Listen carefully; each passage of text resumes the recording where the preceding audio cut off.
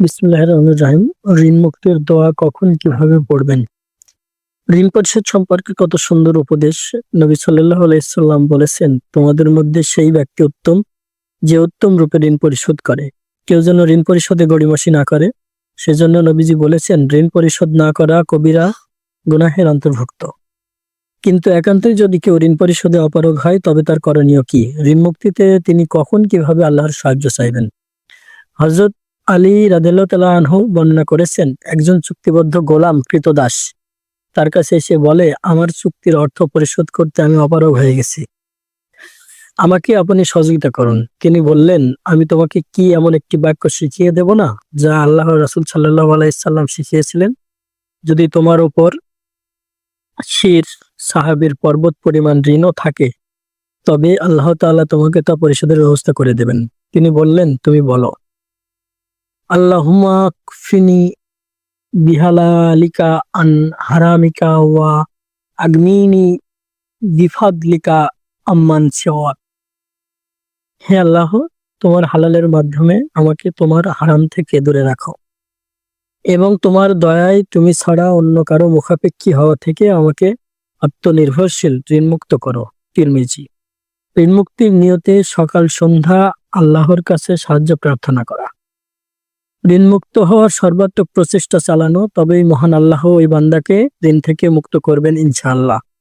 শুধু তাই নয়, নবীজি সাল্লাল্লাহু আলাইহি সাল্লাম সবসময় ভয়, চিন্তা, পেরেশানির পাশাপাশি ঋণ থেকে মুক্তি চাইতেন। তাই যারা ঋণগ্রস্ত তাদের জন্য ঋণ মুক্তিতে নবীজি সাল্লাল্লাহু আলাইহি সাল্লামের নিয়মিত আমলের মাধ্যমে আল্লাহর কাছে আশ্রয় চাওয়া জরুরি।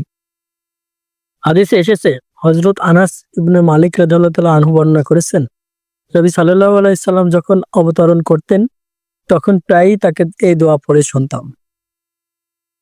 আল্লাহুম্মা ইন্নী আউযু বিকা মিনাল হাম্মি ওয়াল হাজানি ওয়াল আজজি ওয়াল কাসালি ওয়াল বুকলি ওয়াল জুবনি ওয়া দালাইদ দাইনি ওয়া গালাবাতির রিজালি।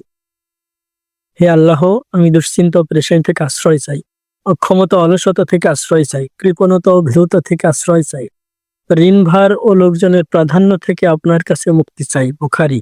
বিশেষ করে দ্বিতীয়টি তাদের নিয়ত ও প্রচেষ্টার পাশাপাশি নামাজের দুই সিজদার মাঝে বসে আল্লাহর কাছে বেশি বেশি করা। বিশুদ্ধ নিয়তে আল্লাহর কাছে ঋণ মুক্তির আশ্রয় কামনা করলে মহান আল্লাহ ঋণগ্রস্ত ব্যক্তিদের তা থেকে মুক্ত করবেন ইনশাআল্লাহ। সুতরাং মুমিন মুসলমানদের উচিত ঋণ পরিশোধে বিশুদ্ধ নিয়ত ও সর্বোচ্চ চেষ্টা করার পাশাপাশি সকাল সন্ধ্যা এবং প্রত্যেক নামাজের দুই সিজদার মাঝে উল্লেখিত দোয়াগুলো পড়া, আল্লাহর কাছে ঋণের বোঝা থেকে মুক্ত হওয়ার তৌফিক কামনা করা, ঋণ পরিশোধের সময়ও দোয়া করা। হযরত আব্দুল্লাহ ইবনে আবু রাবিয়া আল মাখজুমি রাদিয়াল্লাহু তাআলা আনহু বর্ণনা করেছেন, নবীজি সাল্লাল্লাহু আলাইহি সাল্লাম হুনাইন যুদ্ধের সময় তার কাছ থেকে 30 অথবা 40,000 দিরহাম ঋণ নিয়েছিলেন।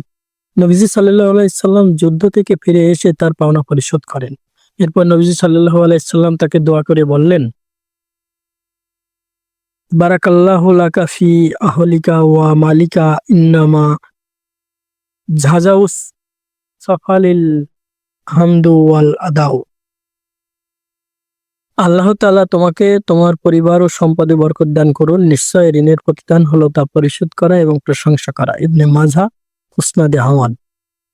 আল্লাহ তাআলা মুসলিম উম্মাহকে ঋণ পরিশোধের তৌফিক দান করুন, হাদিসের উপর যথাযথ আমল করার তৌফিক দান করুন, ঋণ পরিশোধ করার মাধ্যমে সবাইকে সর্বোত্তম আমলকারী হিসেবে কবুল করুন। আমিন।